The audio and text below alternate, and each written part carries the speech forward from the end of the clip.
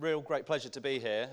So Rob introduced me with one of my job titles, and it's the one that I'm super passionate about, and hopefully I'll transmit some of that to you today. But I'm also Managing Director of Landmark Legal.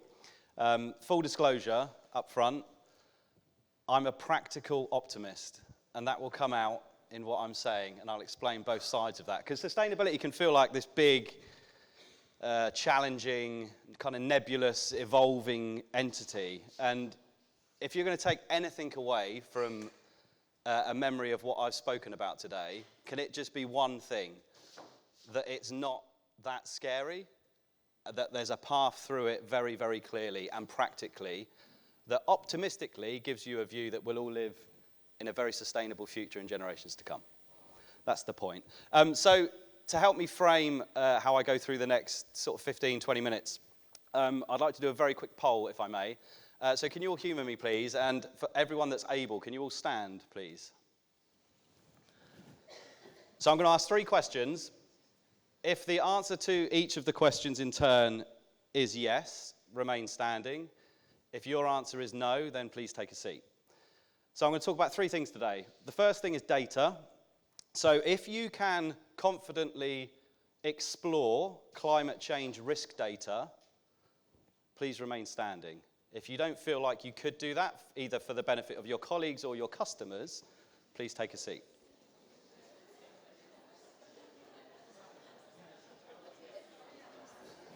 Yes, I've still got some standers. Excellent. Okay. So hopefully there'll be some points in the first part of the story that resonate with a lot of you then. But secondly, so moving on to the second part, I want to talk about climate change reporting. Quite a topical area for the profession currently, based on the guidance that's both live and pending. So if your firm has a set policy for climate change advice on property transactions, please remain standing. Amazing. 2 left. You're my heroes. Right, so last question. The third thing I'm going to talk about is net zero.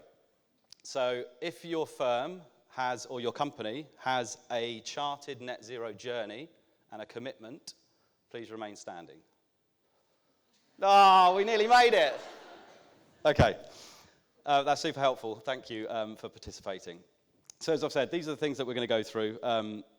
It'll be a bit of a journey, but hopefully a lot of it will start to make sense. So the first thing, Landmark as a business is a data business. It's what we do. I love this quote. It's probably one of my favorites.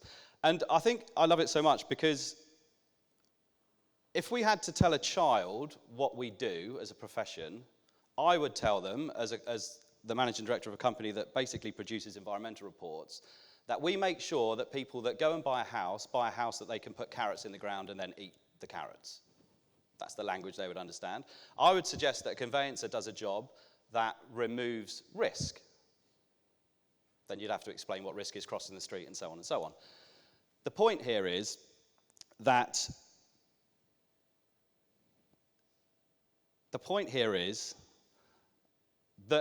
to break it down, to make it very, very real, you have to make it relatable, okay? It has to be something that people can understand.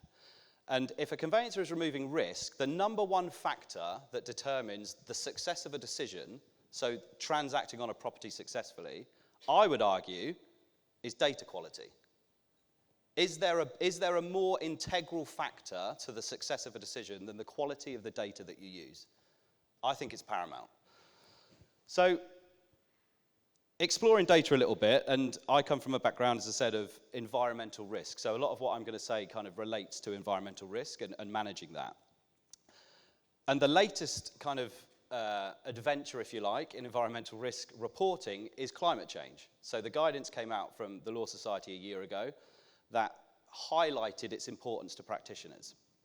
I'm not going to enter the space of whether I think it's the most practical and helpful piece of guidance in the world, but it opens the door for people to look into. And because of the complexity of charting the future, I can fully understand why it might feel like we're all stood at the bottom of a mountain looking up thinking, how the hell do we get to the top? Because at the moment, a transaction's already fairly complex. And even just in my world, in environmental risk management, it's quite complex because there's contaminated land, there's flood risk, there's ground stability, there's coal, there's a million and one other things. And what we're saying now is, take all of those things and add a new runway into the future. A future that we're not going to tell you at what bus stop you need to get off, so whether it's 2030, 2050, at what point. And we're also not going to tell you what world you're going to be living in. So whether it's a world where everyone gets on board with net zero and the emissions are on track to deliver a sustainable future, so whether we use RCP or emission scenario that's good or an emission scenario that's bad. So there's all this complexity now in terms of the data that we use. And it does feel like you're stood looking at Everest thinking, how the hell do I get to the top? The positive is that anyone that starts to climb Mount Everest will always meet, if they're successful, at one place. Is anyone brave enough to say what that place is?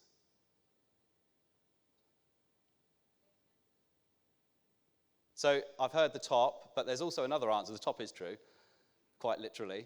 But there's the Hillary step before you get to the top. Every successful ascent has to go through exactly the same footprints to get to the top of the mountain. And what I think we need in this very complex world of data management and environmental risk management, charting into the future, we need more Hillary steps. So we need signposts that everyone at the bottom of the mountain looking up knows that they can walk through. So whether you're a firm that set a policy already, and based on the poll at the start, not many have, but even if you did, you could walk that path confidently knowing that you're going to go through 3 or 4 gateposts that align your decision making and advice to your clients the same way that somebody going a different path would. And I can fairly confidently explain to you what I think they are, but that would take a whole other session and many, many more hours. But they exist. So that's a point of confidence when it comes to the complexity of data. So I don't think it's so much about minding the gap when it comes to kind of data risk management. And by the gap, I mean the data you use and the decision you make. That's the reference point here. So everyone makes decisions on a daily basis based on a certain amount of information. When it comes to conveyancing and delivering a decision, the data is the start point, and the quality of the data determines the success of the decision ultimately. But the digital revolution in conveyancing is creating a distance between the data and the decision. So to make this real conceptually, I always use the same example. That I've got 2 young daughters, and when it comes to their turn generationally to start transacting a property, I genuinely believe, contrary to some of the other speakers, David in particular, that I actually think it will be a bit like Amazon. It might not in the kind of risk compliance perspective lens on that, but the experience of it is what they will demand. So the users are driving the digital revolution, and we will get to a place where that's a requirement. So how do we bridge that journey between data complexity growing and proliferating over here with the digital revolution that's driving us to really fast, really simple, really accessible decisions over here?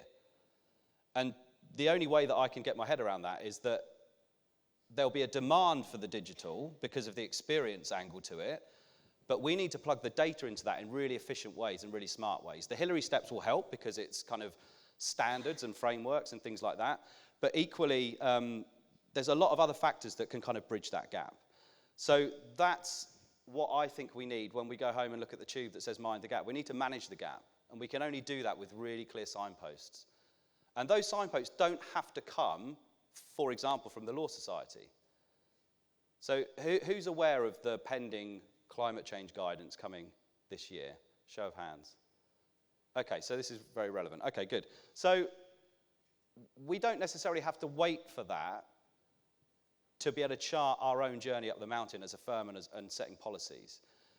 For example, things are out there already from certain trade bodies. So as an example, there's an entity called the Conveyance and Information Executive.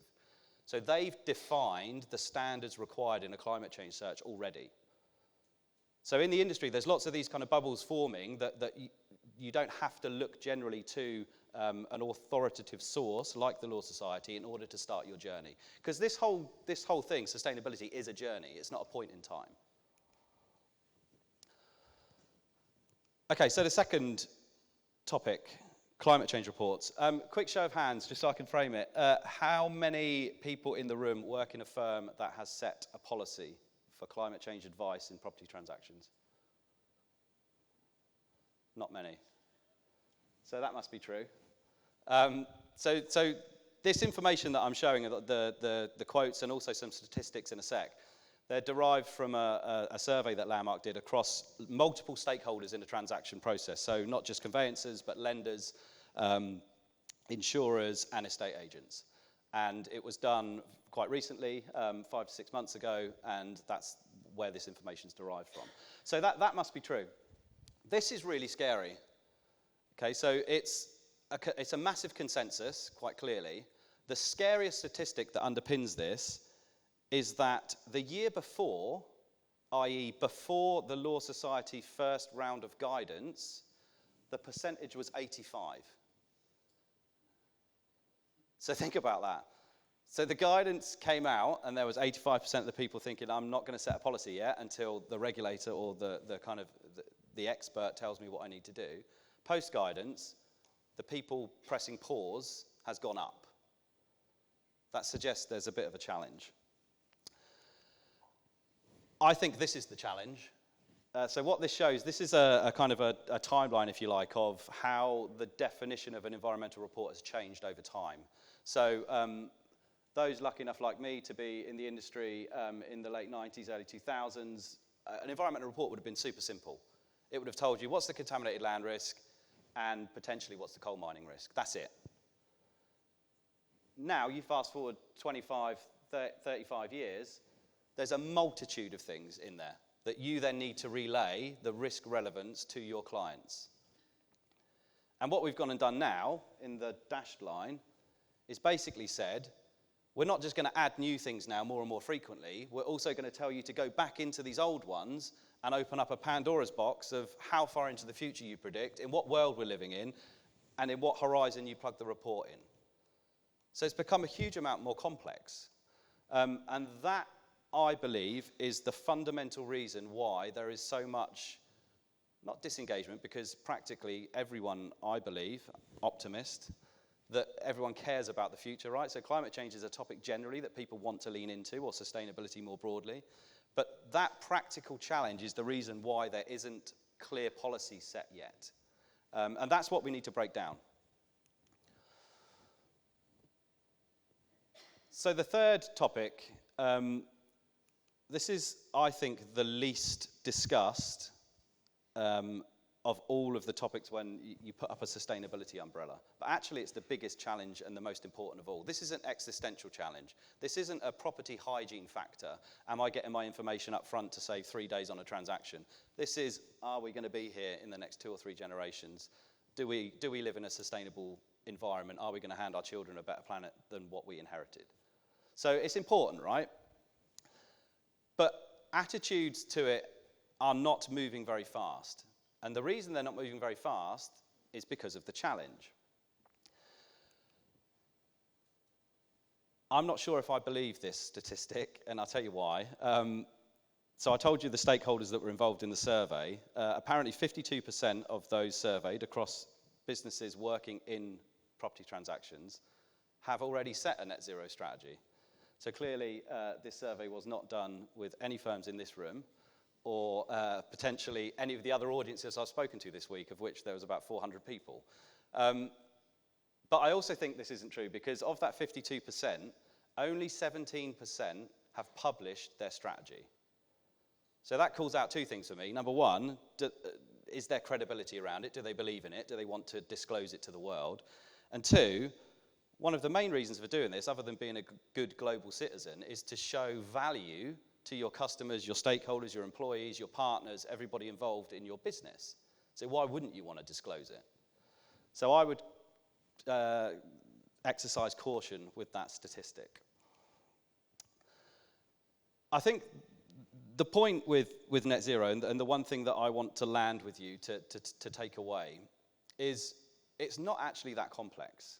So if you were to go back to the office tomorrow, sit in a room, pick up a pen and say, we're going to start our net zero journey today. We're going to build our carbon footprint, we're going to find out where we are as a business, and we're going to set our commitment, and we start work today. I can pretty much guarantee that your profile of emissions will not look materially different to my business's, which is on the left. Now, we're not going to do a lecture on net zero here and the intricacies of different scopes of emissions and everything else, but the point to land here is the distribution of those emissions across the 3 different scopes is important. And it's important because it's fundamental. So if you look at the volume of scope 3 versus the rest, it's about 90 to 95% of the total. And in layman's terms, scope 3 emissions are what you inherit, if you like, from your supply chain. So who runs your server space?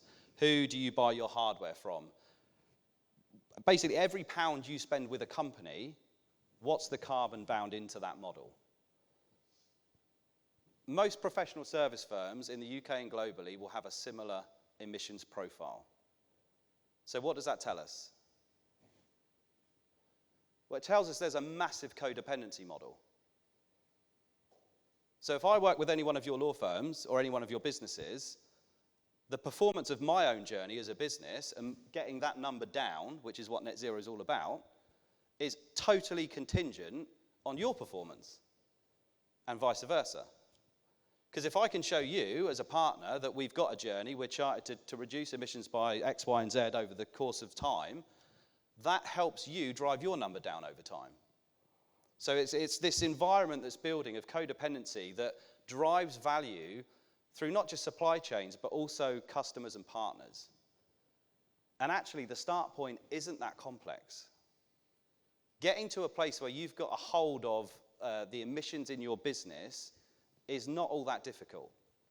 You can go forensic and you can go really deep if you want to, but there's high-level tools available now that can help you do that. That will give you a feel for what that journey looks like, how long into the future you need to project, and what targets you need to set over time. The practicalities of how you get there is a whole other session. So there were the main points really that I wanted to land. The complexity of data. So it's burgeoning, it's getting, the horizons are getting multiplied. So it's not just about the risk today, it's not about the risk of the past, it's about the risk of the future. And the future is way more complex than the previous two to chart and to predict. So you need partners that help you navigate that. And the key thing to navigating that is defining what the Hillary steps are. If you can do that, whether it's leveraging Law Society guidance, whether it's leveraging trade body advice, whether it's leveraging co-intellectual sharing, like that's the journey, is to set those meeting points to chart your firm to be in a position to confidently look at climate change risk data.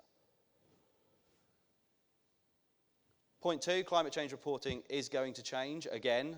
The guidance has been in place for nearly a year. We're waiting for the next guidance, the sector-specific guidance. That will probably, well, it will get everyone to engage more, or certainly lean in to look what it says. I don't know whether it will be a mandate. I don't think it will. But it will certainly give signposts or help to firms trying to set policies. So that's pending within the next few months. And the really, really major point, to bring together the practical and the optimist, net zero isn't that difficult. We can get to a sustainable future, and every business is required to do that. The current government, UK government statement is that every business, or that the economy will be net zero by 2050, so every business needs to deliver it. I kind of feel like we're in a space in time where we can almost cursory look at it for a couple of years, but the closer we get to 2030, which is when the near-term targets start to bite, the more and more real this is going to feel. But in that context, it's not scary. There's ways to access this and ways to navigate it pretty simply. And I'm more than happy to chat to anyone about that at any point for the rest of today. So they were the main points. Hopefully that's made some sense. And actually, no, I'm going to finish with one final poll, because I was asked this yesterday. Did anyone go to the BLG conference, by the way, the Bold Legal Group conference yesterday? No, okay, great. So, honesty test, don't look across the table, just think in your own head. Do you believe that we will deliver net zero as a country by 2050?